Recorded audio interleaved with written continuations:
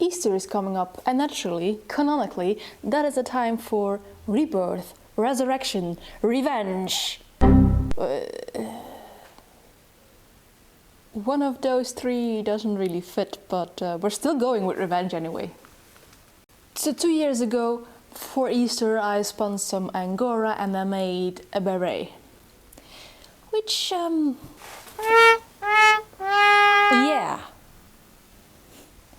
I think I need to do that again. When I was in France last year, I visited Les Pagas de Ventoux, which was a fiber animal farm, which of course, yes, if you want to know, did sell fiber. Angora bunnies were also part of the farm. Look at it. Look at this beautiful, beautiful fiber. You know what we're going to do. However, there seems to be one bit that is entirely matted. Cannot get these fibers to come loose. Ugh. Someone wants a bunny? Maybe it's a nice toupee for the camera.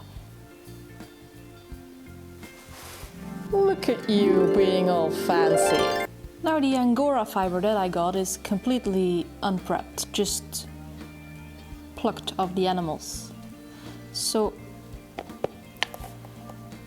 I'm going to card it a little bit, just to get it in line, to have some control over it.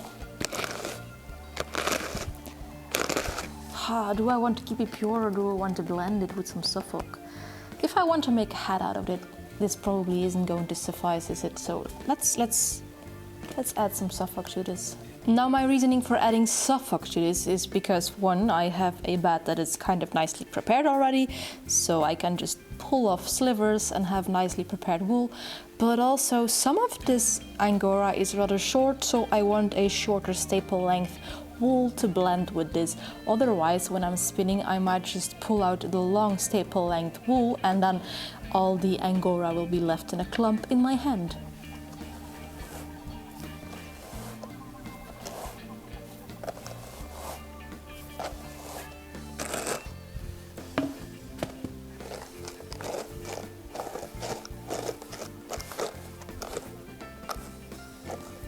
Has anyone also seen those videos of people who just do that and have perfect row legs? Yeah, this is the quality you get from me. We have a basket full of bunny floofs. And let me tell you, this Angora floof just wants to stick to everything. So many clothing that are now in my laundry hamper with Angora on it. You know what's coming next, right? You know what is coming next. Let's spin. Now I kind of want to try and spin this long draw, so I'm not going to make the mistake again of leaving my wheel on the biggest whirl. We want a little bit more speed for that. So small whirl it is. I hope I'm not just spinning the suffolk right now. My single does have a lot of halo, a lot of hair sticking out, so that should be also the Angora coming with. Now even though my row legs look a mess, they're actually pretty nice to spin. Well, up until now that is. This little first bit of that first row leg was nice to spin.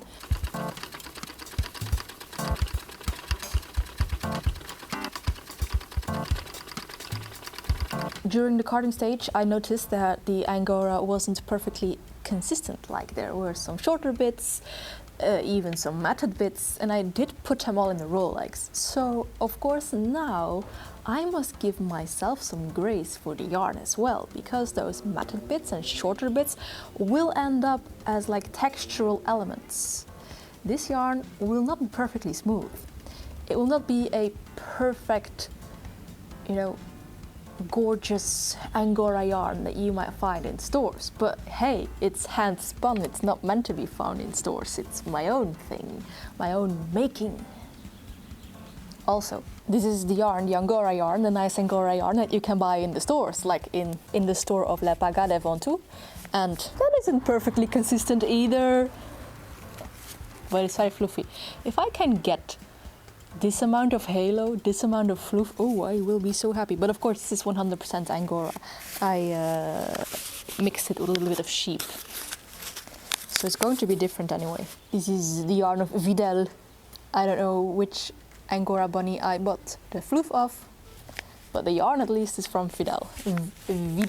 Now, when I told you that the Angora fiber wasn't 100% perfectly consistent, don't take this as a jab to the seller, because I knew what I was getting into. She was at first hesitant to sell me the Angora because it hadn't been prepared beforehand. Normally she sells the fluff, but like nicely prepared. Like I have a bag of alpaca fluff from Le Pagas de Ventoux as well, which is neatly washed and carded into a bat. The Angora wasn't, so I bought it a little bit of a discount. So I still 10 out of 10 do recommend, if you're ever near the Mont Ventoux, visit Le Pagas de Ventoux as well.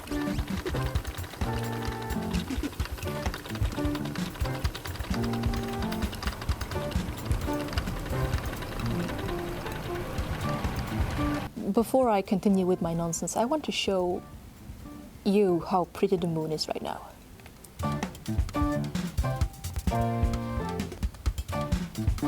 Now I think giving yourself grace in your spinning is like a vital spinning skill, especially if you're just starting out or if you're trying out a new technique. Like, actually I'm trying out a new technique right now. I have never spun Angora long draw, so it's new. I need to give myself grace. Spinning has such a steep learning curve. Like, your first yarn will look, well, I'm not going to say like garbage, because that is a completely wrong word to use for any yarn ever, but it will look weird. It will look not as you would expect it to look, and that's just how it goes. But like around your fourth yarn, it's just going to look amazing, and then you're hooked. You're hooked for life. Once thou hast read the gospel of the spinning wheel. I'm still using the Easter references kind of, but I already know right now that this video will release probably weeks after Easter. But the 50 days after Easter are still officially Easter time, so as long as this video gets published within those 50 days after Easter, before Whit, then this is still an Easter video.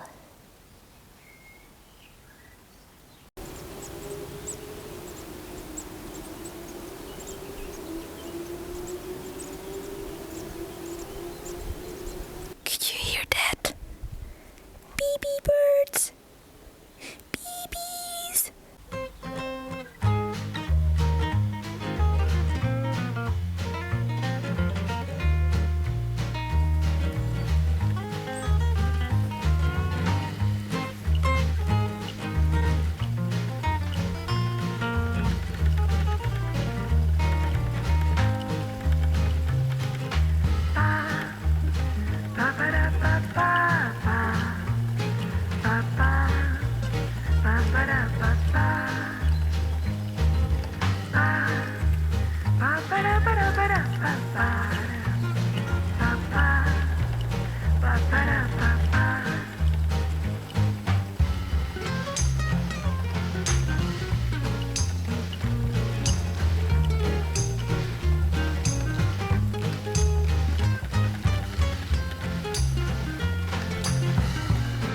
Easter has come and gone, and we are at the final bits of our Angora fiber.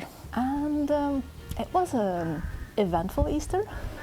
You all know that I identify as a Roman Catholic, so yeah, on Easter Monday the Pope died. That was eventful, and I had a lot of feelings about it. I was sad because I really liked Pope Francis as a pope. His papacy is kind of what got me back into, you know, being active in the church, because I wasn't, like from 12 to 19 or 20 or something, I wasn't really identifying as a Roman Catholic. Only afterwards I did again, and then he was Pope. But I'm also thankful that Francis as a Pope gave such an example of how to live according to the message of Jesus Christ. Imperfectly, I will say that there is a lot of improvement that still can happen for future popes, I hope. I hope it will not be a more doctrinal conservative pope this time. Maybe we will know when this video airs, but when I'm recording this, Pope Francis is just buried. And when I say I do not want a more conservative doctrinal pope, I really mean it. Like Jesus Christ to me is the ultimate radical example of how I want to live my life, with a radical and absolute openness to everybody, especially those in marginalized groups. I think some groups within the Christian church, not only the Catholic church, but they are very much a Ten Commandments church and not a beatifications church. And I think I am more of a beatifications Christian, very much following the example of Jesus, who went to the poor.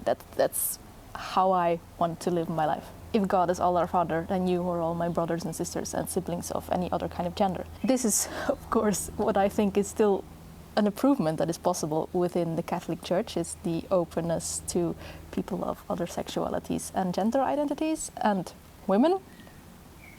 And I try to incorporate that in my videos, that I do truly believe that we should all be radically open to one another. And sometimes people say that makes me annoying, but I will wear that badge with pride and honor. Now for the final Rolex. Whee!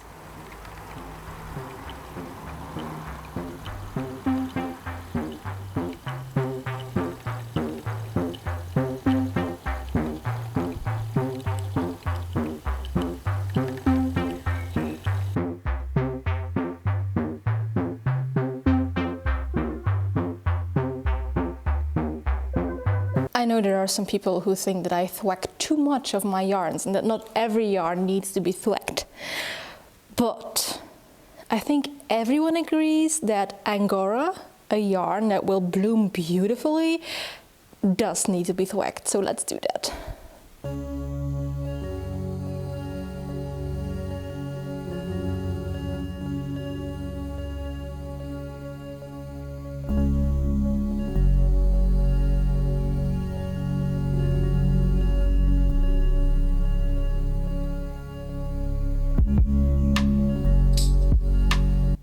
It's quite a bit later, hence the ambient lighting. My husband and I went on a little hike, and in the meantime, my skein dried.